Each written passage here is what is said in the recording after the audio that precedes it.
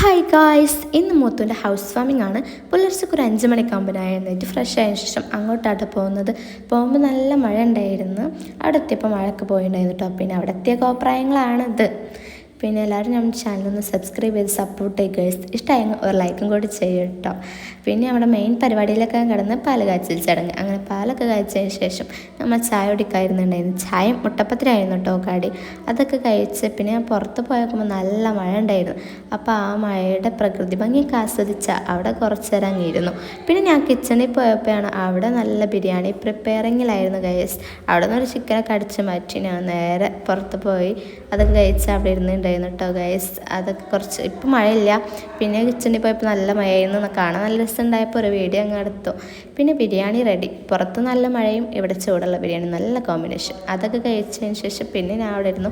അപ്പോൾ ഇന്നത്തെ വീഡിയോ ഇത്രയുള്ളൂ. എല്ലാവരും സബ്സ്ക്രൈബ് ചെയ്ത് സപ്പോർട്ട്